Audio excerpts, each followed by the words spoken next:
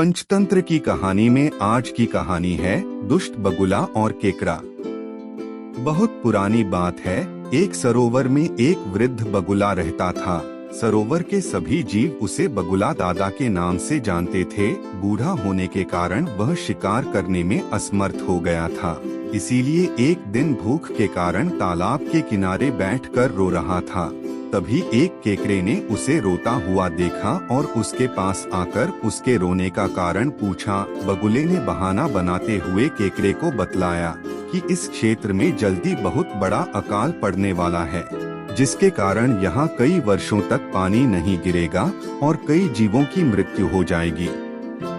केकड़ा बगुले की बात में आ गया और उसने सरोवर के सभी जीवों को यह बात बतला दी। सभी जानवर डर के कारण बगुले के पास आकर इसका हल पूछने लगे। बगुला तो इसी मौके की तलाश में था। बगुले ने बतलाया कि पास ही एक विशाल सरोवर है। अगर हम सभी वहां चले जाएं तो अकाल से बच सकते हैं, क्योंकि उस सरोवर में इतना पानी रहता है कि कई सालों तक अगर पानी ना भी गिरे तो सूखेगा नहीं। बगुले ने सभी जीवों को इस बात पर भी राजी कर लिया कि वह सभी को अपनी पीठ पर बैठाकर उस बड़े तालाब तक पहुंचा देगा। अब बगुला प्रतिदिन तालाब की मछलियों और छोटे छोटे जीवों को अपनी पीठ पर बैठा कर ले जाता और एक पहाड़ी पर ले जाकर उन्हें गिरा देता और उनको खा जाता था। बहुत दिनों तक इसी प्रकार चलता रहा। एक दिन केकड़े ने बगुले से दूसरे सरोवर तक जाने का अनुरोध किया। बगुला भी उसे ले जाने के लिए तैयार हो गया।